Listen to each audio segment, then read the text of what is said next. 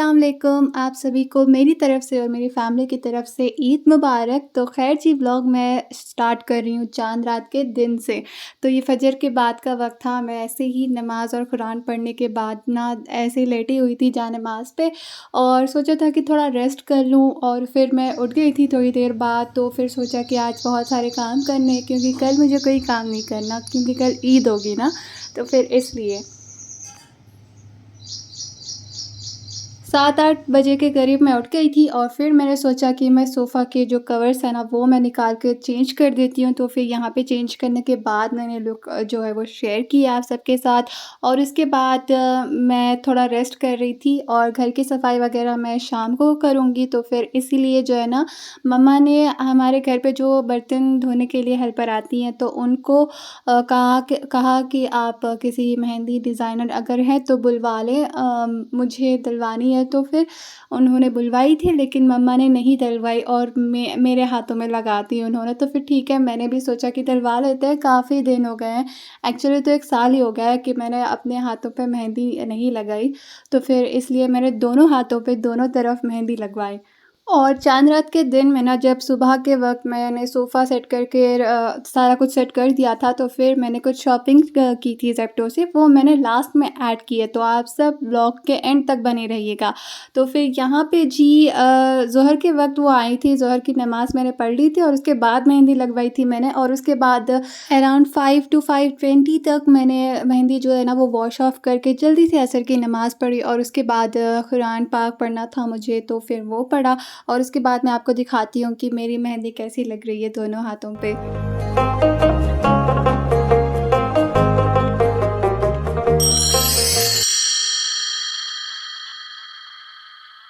और उसके बाद मैंने इफ़्तारी बनाई थी, बादाम मिल्क मैंने बनाया हुआ था, साथ में ग्रेप्स रखे थे, खजूर रखे थे और दही बड़े जो है ना वो मम्मी ने बनाए थे और ये लास्ट इफ़्तारी थी हमारी। तो फिर यहाँ पे थोड़ा सिंपल सा इत्माम किया था।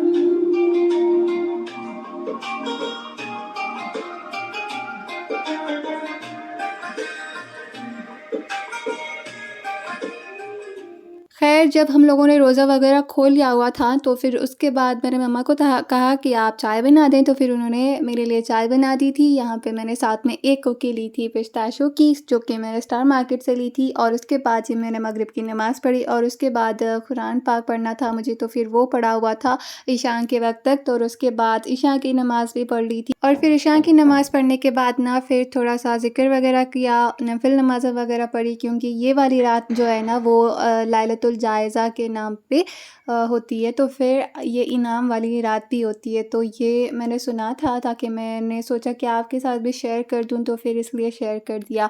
और उसके बाद जी मैं शुरू हो गई थी अपने कामों में क्योंकि दूसरा दिन ईद का दिन था ना। तो फिर हमारी जो हेल्पर है वो भी मुस्लिम है तो फिर उन्होंने भी 2 दिन की छुट्टी ली हुई थी। तो फिर मुझे सारे बर्तन वग़ैरह जो है ना वो वॉश करने थे और चाँद रात के दिन वाले जो भी बर्तन वग़ैरह थे मैंने सोचा कि रात को ही वॉश कर लेती हूँ ताकि नेक्स्ट डे जो ईद वाले बर्तन होते हैं ना वो मैं दूसरे दिन ईद के वॉश कर लूँ। उसके बाद जी बॉटल वग़ैरह जो है ना वो भी मैंने भर के रखे हुए थे और आइस ट्रे भी भर के रखा हुआ था। गर्मियाँ बहुत है ना तो फिर प्यास भी बहुत लगती है और फिर किचन वग़ैरह क्लीन किया, ब्रूमिंग, मॉपिंग वग़ैरह जो भी करना था ना वो सारा काम मैंने रात को किया ईद से पहले ताकि सुबह वग़ैरह जो भी है ना वो ईद वाले काम मैं करूँ। तो फिर रात को 1 या 1:30 हो रहे थे तो फिर जब मैंने ना अपना फेशियल वग़ैरह कुछ भी नहीं किया हुआ था, बस फेस वॉश करके एलोवेरा जेल मसाज किया हुआ था एंड ये नेक्स्ट डे की मॉर्निंग है।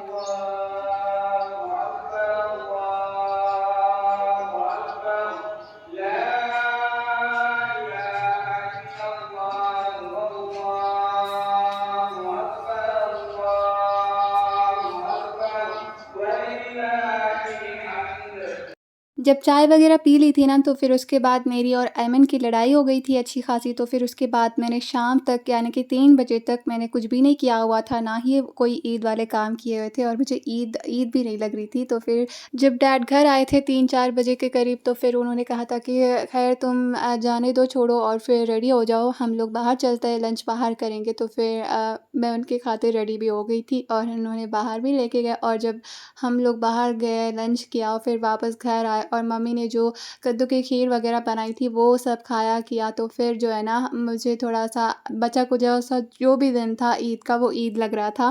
ख़ैर ये वाला जो होटल है ना, ये मियाँपुर पे ग्रैंड किनारा होटल के नाम से है और इनकी जो बाहर का व्यू और अंदर की डेकोरेटिंग वगैरह जो है ना, वो सारा कुछ बहुत ही अच्छा है। तो फिर मैंने कुछ क्लिप्स लिए हुए थे। ये सारे क्लिप्स बाहर जाने से लेके घर आने तक मैंने डैड के फ़ोन से लिए हुए थे।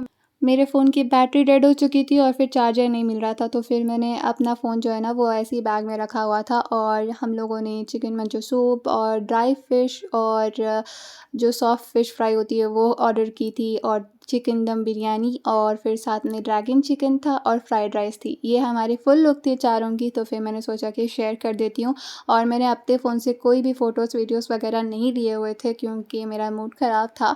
और घर आने के बाद ये वाले जो क्लिप्स हैं ना, ये मम्मा के फ़ोन से मैंने ली हुई थी और मेरा फ़ोन मैंने चार्ज पे लगाया हुआ था। और उसके बाद जी कुछ क्लिप्स मैंने अपने फ़ोन से लिए हुए थे। जब मेरा फ़ोन चार्ज हो चुका था तो फिर मैंने सोचा कि अब चले जाते हैं आंटी के घर और रेडी हो चुकी थी। मैंने अबाया जो है ना वो न्यू वियर किया हुआ था, तो फिर बस वो बहुत अच्छा लग रहा था जब मैंने इसको वियर किया कि चलो कुछ तो नया पहना हुआ है मैंने।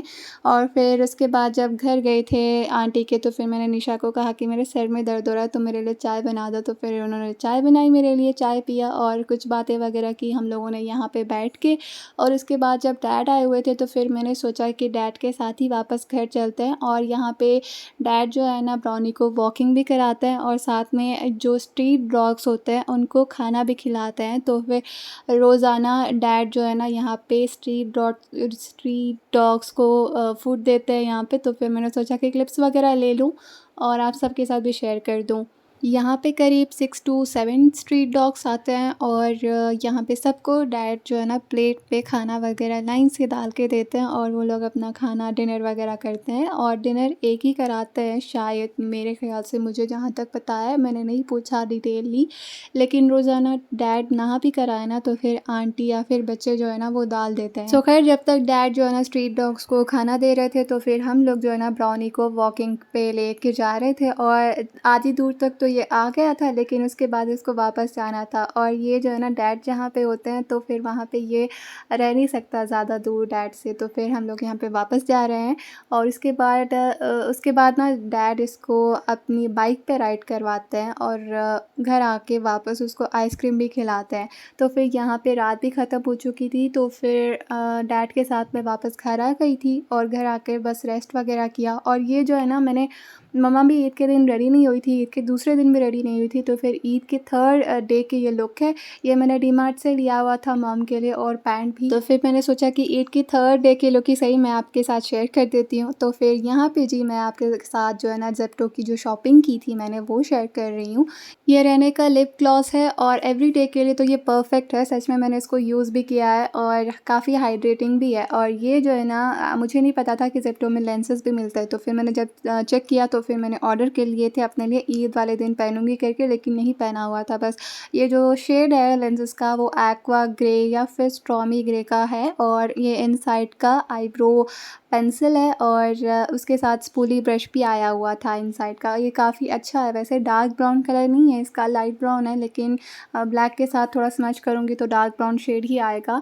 और डार्क ब्राउन जो शेड था ना वो आउट ऑफ स्टॉक था। खैर ये कलर एसेंस का कॉम्पैक्ट पाउडर मैंने ऑर्डर किया था और कॉम्पैक्ट पाउडर मेरे सारे जो है ना थोड़े टूट गए होते, थोड़े हो गए होते। तो फिर मैंने सोचा कि ये ऑर्डर कर लेते हैं और टेस्ट करते हैं कि कैसा है। तो फिर मैंने सारे जो ये मेकअप प्रोडक्ट्स है वो यूज़ भी किए हैं। और ये इनसाइड का कलर करेक्टर कंसीलर पैलेट है और ये भी मैंने फ़र्स्ट टाइम यूज़ किया है अपने फेस पे। मैंने इससे पहले कभी भी कंसीलर करेक्टर ये यूज़ नहीं किया हुआ था। ट्राई करना था मुझे कि कैसा रहेगा। तो फिर ईद वाले दिन मैंने यूज़ किया था, काफ़ी अच्छा है। कलर करेक्टर कंसीलर पैलेट जो होता है वो आप तब यूज़ करते हो जब आपको डिटेल मेकअप करनी हो या फिर आपकी डार्क सर्कल्स या फिर जो पिंपल के मार्क्स होते हैं उनको हाइड करना हो या फिर अनइवन स्किन टोन को हाइड करना हो और सारा मेकअप एक जैसा लगे, अच्छा दिखे, तो फिर इसलिए यूज़ करते हो। तो फिर मैंने इससे पहले कभी भी ये पैलेट भी ऑर्डर नहीं किया हुआ था। फर्स्ट टाइम ऑर्डर करके यूज़ किया तो तब पता चला कि कितना फ़ायदेमंद है ये colour corrector concealer CCC short form में। ख़ैर आई होप आप सबको मेरा व्लॉग अच्छा लगा होगा। अच्छा लगा हो तो please like share and subscribe लाज़मी कीजिएगा। मैं मिलती हूँ आपसे अपने नेक्स्ट व्लॉग में। कमेंट लाज़मी कीजिएगा कि आप सबकी ईद कैसे गुज़री। मिलती हूँ आपसे नेक्स्ट व्लॉग में, तब तक के लिए अपना ख़्याल रखें जी। अस्सलाम वालेकुम, अल्लाह हाफ़िज़।